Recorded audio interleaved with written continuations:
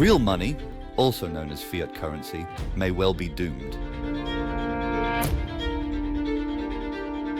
In the mid-80s, Friedrich Hayek, who won the 1974 Nobel Prize for economics, is quoted as saying, "I don't believe we shall ever have good money again before we take it out of the hands of the government.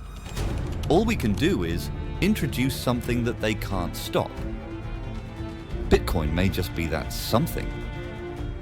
So, what is Bitcoin and where did it come from? Let's find out.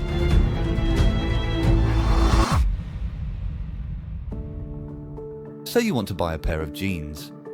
When you use a bank card to make the purchase, the store verifies your funds with your bank to ensure you have enough to cover the total amount. The bank looks at its records to make sure you have enough money. The bank then tells the shop that you have enough money to buy the jeans and authorizes the purchase. The bank then takes the amount from your account and makes changes to its records, and also charges you or the vendor for its services. If you wanted to take banks out of this process, who would you trust to keep the books straight, to properly record this transaction?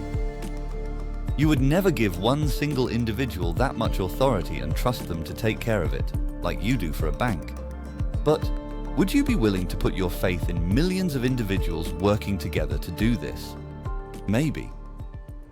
This is where the blockchain comes into play. The main idea is to not keep all records of transactions in one place, like a bank does. Many copies of these transactions are spread out all over the world. The owners of every copy keep a record of every transaction. So going back to the earlier example of you buying those jeans, this new bankless model works like this. The shop examines everyone's records to determine if you have the money, instead of the bank examining its own records. When the purchase is made, all the record keepers update their records. If a fraudulent transaction record is entered that doesn't match the others, it will be denied. There are many thousands, even millions of computers doing all this checking and recording of transactions, and it all happens in an instant. This is called the blockchain. The decentralized network self-regulates, therefore banks are unnecessary. Due to direct payments, there are no banks involved. There are no server shutdowns or denied payments. While transactions are tracked, they cannot be stopped. Computers mine Bitcoin blocks, which contain all recent transactions by solving incredibly complicated calculations which keep the network working. Think of these blocks as pages in record-keeping books. Also, the miners are paid in Bitcoin for all this hard work. What is Bitcoin mining and why is it important? Think of Bitcoin mining like being part of a giant global competition where your computer tries to solve complex puzzles. The first one to solve a puzzle gets to add a new block of transactions to the Bitcoin blockchain, which is a public record of all Bitcoin transactions. In return for this work, the miner is rewarded with newly created Bitcoins and transaction fees from the transactions included in the block. The importance of all this Bitcoin mining lies in several key aspects that contribute to the security and functionality of the Bitcoin network. 1. Security. By solving complex puzzles to add new blocks to the blockchain, miners help protect the network against fraud and hacking.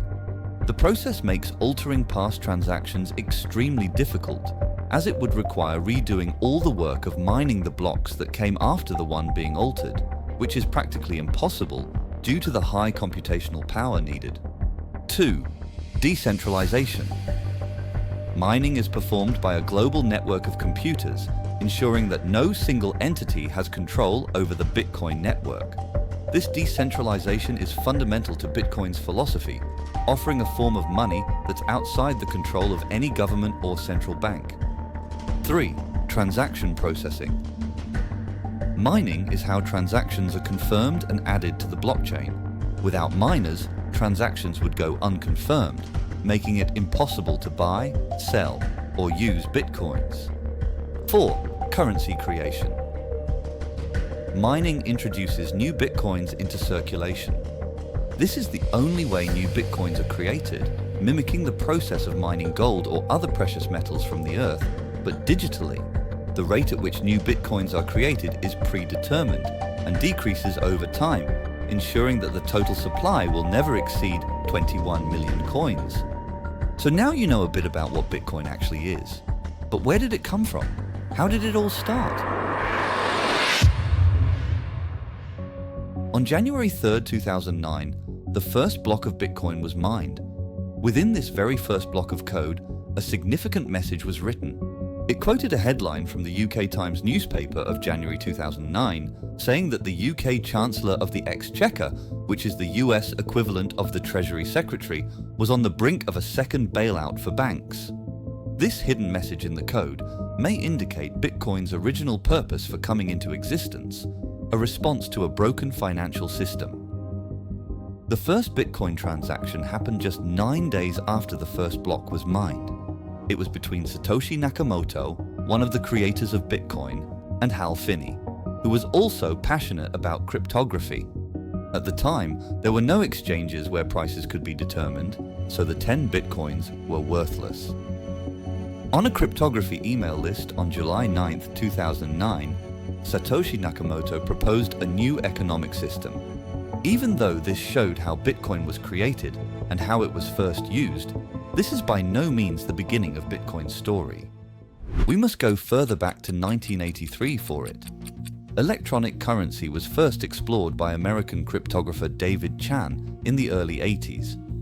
He was part of a group of enthusiasts who supported the idea of using cryptography with computers as a powerful tool to protect the privacy of individuals. David Chan wanted to make transactions safer and anonymous. He invented the blind signature mechanism, laying the groundwork for blockchain technology.